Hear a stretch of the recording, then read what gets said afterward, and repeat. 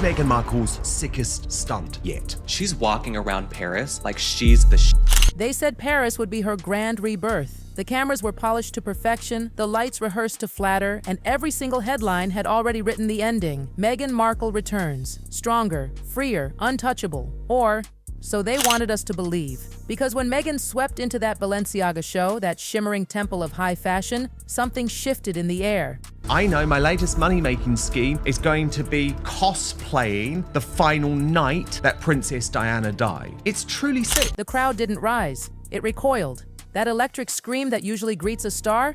Gone. The silence was louder than applause. Flashbulbs went off, but not for her. The room didn't see a comeback. It saw a ghost of what once was. And there she stood, smiling. But it wasn't the smile of victory. It was the smile of someone trying to remember the choreography of confidence. How are you protecting children when you were promoting a brand that was accused of inappropriate behavior towards them? This wasn't a comeback. It was an autopsy. Every grin felt painted on, every gesture rehearsed one too many times. You could almost see the strain hiding behind the shimmer, the tremor behind the poise. Meghan is doing her own thing. Harry, go whatever with you. I'm doing what I want to do. The woman once hailed as a modern icon was now facing an audience that had quietly moved on. Meghan is using everything for publicity. Just another appallingly tone-deaf action. Fashion insiders whispered it like a curse. She's playing a role no one believes anymore. The illusion that had once captivated millions, the humanitarian duchess, the feminist heroine, the Hollywood royal, suddenly felt tired. Especially when he's on the BBC saying that it's not safe enough for my family in the UK, but it's safe enough for Meghan to be alone in Paris, literally engaging with the paparazzi you say killed your mother? Behind the velvet ropes, those whispers sharpened into knives. Crew members nicknamed her perfume Panic in a Bottle. Makeup artists said her foundation wasn't covering flaws. It was covering fatigue. Her beauty team, once buzzing with excitement, now worked like emergency responders, patching up an image that no longer glowed, only flickered. Harry and Meghan will likely have their title stripped. I think they should have their title stripped. What is she doing for the monarchy? She's going to fashion shows with this horrible outfit, which looks like a bed sheet. Looks like she's wrapped in toilet paper. Have you ever seen that video? No. Pull that video up. It doesn't work for you to shoulders back, breasts out, headlights going, and try to look as bitchy as possible. One stylist muttered under their breath, "You can retouch an image, but not a reputation." And in that one sentence, the tragedy unfolded. Paris didn't destroy her. It simply revealed what was already broken. The empire had quietly collapsed long before the runway lights came on. All that was left now was performance. The carefully practiced tilt of a chin, the half smile that used to enchant but now trembled beneath scrutiny. This wasn't the radiant royal renegade or Hollywood's darling. This was a woman standing inside the ashes of her own myth, pretending not to feel the burn. And as the crowd stared in that chilling, perfect stillness, one question hung in the air heavier than any perfume. Was this the moment Meghan Markle's illusion finally shattered? It all went down in Paris, at Balenciaga's fall showcase, fashion's most sacred stage. No flashing paparazzi chaos, no red carpet frenzy. This was a place where silence decides who still matters. She was supposed to arrive as the ultimate symbol of reinvention. The actress turned royal, turned global influencer, reclaiming her spot among fashion's untouchable elite. But the whispers had started long before the doors even opened. Invitations were delayed. Her glam squad arrived late.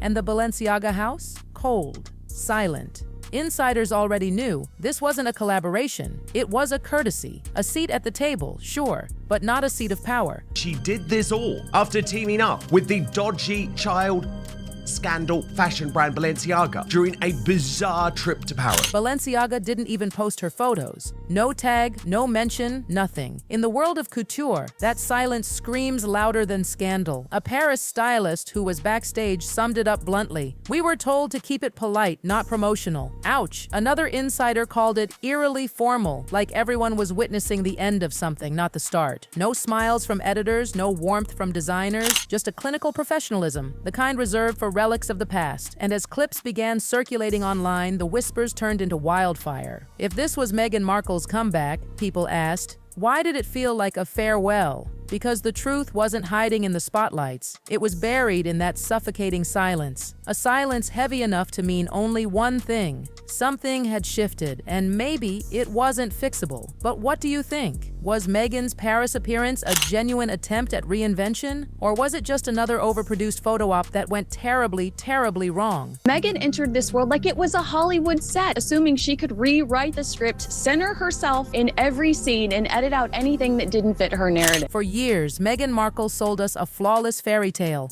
a story of rebirth after the royal storm, a woman who had supposedly risen from the ashes, her elegance, her armor, her confidence unbreakable. But Paris ripped that story apart, frame by frame, under the harshest light imaginable. The narrative said she was the it guest, the woman everyone wanted at their show. But when she appeared, the crowd didn't lean in. They leaned away. The applause that followed was paper thin. Not admiration, just etiquette. She smiled, yes, but it looked rehearsed, robotic, almost tragic. It wasn't hatred she faced that night. It was indifference. And in the fashion world, that's the real death sentence. Because in a culture built on worship, indifference means exile. She was surrounded, not celebrated. Her team tried to choreograph the illusion, the delicate wave, the subtle head tilt, the cinematic glance. But the timing was off, the magic gone. Even her once commanding poses looked like echoes from a show that had already closed. Every shot meant to scream, "Come back," instead whispered collapse. The sparkle? It wasn't confidence, it was desperation. The kind that comes when the applause fades, but the spotlight refuses to dim. Paris didn't boo her, it dissected her. The city that crowns fashion royalty handed her a mirror, and in that reflection, the myth cracked. Not because of scandal, but because of silence. Because sometimes the most brutal end doesn't come from hate. It comes when people simply stop believing. Why do you think the fashion world turned cold toward Meghan? Was it jealousy, exhaustion, or maybe something much deeper? Drop your thoughts below. Do you see this moment right here? It was almost as cringe. She thinks something is funny. It clearly isn't. Turns to Marcus Anderson, her gay BFF, who's behind all of this, wanting him to join in. He's like, no way. Just turn around. Behave. I've got this gig for you, you stupid woman. Just behave. And then she's furious. Behind those gleaming runway curtains, the story changed. The cameras caught poise, but the crew saw panic. Makeup artists moved like medics, desperately trying to fix a look that kept slipping. Assistants whispered about smudged fabrics, mismatched tones, and perfume thick enough to mask nerves. From afar, she looked flawless. Up close, she was falling apart. Someone backstage even joked, "You can fix foundation, but you can't fix that smell." It wasn't cruelty, it was confirmation, a grim kind of humor that leaks out when perfection collapses under pressure. Stylists muttered about missing garments and borrowed pieces. Rumor had it that she only had one pair of designer heels actually meant for her. The rest were loaners to be returned the next morning. In couture, that's humiliation disguised as hospitality. Insiders said the message was clear. She wasn't invited, she was tolerated. And the fashion world? Polite to her face, but already moved on behind her back. Then came the moment that left everyone gasping. The drive, the tunnel, the Pont de l'Alma. The same tunnel where Princess Diana's life ended and her legend began. Witnesses said Meghan filmed there. Her team called it a coincidence. But coincidences don't linger. Coincidences don't pose for symbolism. For a generation raised on royal tragedy, it felt intentional, like a reenactment of heartbreak rather than homage. That moment twisted admiration into unease. Because while she condemned media cruelty, she still partnered with media empires built on that very cruelty. While preaching privacy, she still chased the camera lens across continents. Every move began to feel orchestrated, not from authenticity, but from attention. By the time Paris Fashion Week ended, the whispers had grown louder than applause. Because nothing crumbles faster than a brand built on sincerity once people realize the performance. Paris didn't just expose a moment, it exposed a pattern. What unfolded wasn't an accident. It was the inevitable collapse of a myth stretched too thin. Every speech, every carefully curated interview, every brand collaboration, all of it constructed like a hall of mirrors, each reflection brighter than the truth behind it. Her rebrand was supposed to be her rebirth, the humanitarian, the mogul, the visionary. But every new title arrived wrapped in a press release, not purpose. Staff whispered that meetings dragged on for hours, yet nothing ever took shape. Endless revisions, shifting directions, energy drained on optics instead of outcomes. Discussions about impact always circled back to lighting, wardrobe, camera angles. Behind every statement about authenticity was choreography. Behind every candid photo, control. Everything was rehearsed, polished, pre-approved, until the illusion finally ran out of oxygen. Paris became the breaking point because it stripped away her usual villains. There was no tabloid boogeyman, no royal palace to blame, just a woman in couture surrounded by professionals who didn't need her approval, only her punctuality. And for an industry that thrives on aura, hers flickered. Insiders said she tried to channel Diana's softness, the Queen's discipline, and Hollywood's glow, but the blend blurred into something artificial, a collage of borrowed personas that never added up to one real person. That's why Paris mattered. It wasn't the end of a show, it was the end of belief. The same editors who once chased her quotes now watched clinically, as if studying a specimen under glass. The myth that once drew sympathy was dissolving in real time, because in the world she once commanded through charm and spectacle, admiration isn't inherited, it's earned. And for the first time, Meghan Markle wasn't being admired, she was being analyzed. If she really filmed near the Diana Tunnel on purpose, was that tribute or manipulation? Be honest, what's your take? When the Paris lights dimmed, the verdict was already written. Within 48 hours, PR desks stopped returning calls that once came running. Editors whispered that she was no longer essential, the polite death sentence of celebrity. Fashion houses track sentiment like currency, and Meghan's had plummeted, not from scandal, but from saturation. Every appearance felt like déjà vu. The same symbolism, the same poses, the same story, now without suspense. In a culture addicted to novelty, Meghan had become yesterday's headline wearing tomorrow's dress. Behind closed doors, producers sighed about brand fatigue. One publicist confessed off record, "We can't market contradiction forever." Another admitted, "Silence is safer than association." Not hate, just risk control. Even the media that once crowned her with poetic sympathy turned practical. Columns that once praised her resilience now charted her metrics. Engagement down, interest cooling. The algorithms that once worshipped her had already shifted to newer obsessions, and Harry, once her emotional armor, only made the optics worse. A prince without a palace, a celebrity without a cause. Together, they looked less like a revolution, and more like a self-exile. Industry veterans summed it up brutally.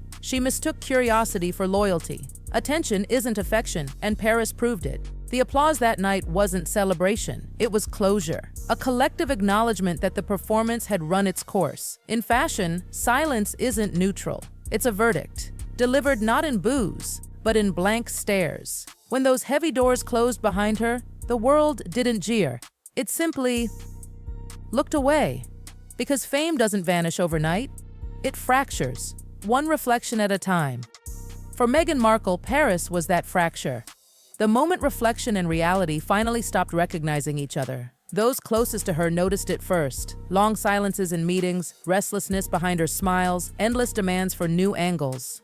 Authenticity had become a strategy, not a truth. Every sentence sounded rehearsed. Every conversation circled back to image. Behind each appearance was rehearsal. Behind each smile, calculation. She wasn't performing for the crowd anymore. She was performing for the mirror. And that mirror, it turned cruel. It showed every borrowed gesture. The gentle wave borrowed from Diana. The frozen poise modeled after the Queen. The draped posture mimicking old Hollywood. One by one, those borrowed fragments turned on her, revealing what had been missing all along. A real self unfiltered by ambition. The pressure to remain extraordinary left no space to be human. And when admiration went silent, she mistook that silence for betrayal, not consequence. Every fading headline felt like injustice. Every honest critique, a personal wound. Her team rewrote narratives faster than truth could catch up. Projects reshaped overnight, promises diluted, meaning stretched until nothing felt genuine.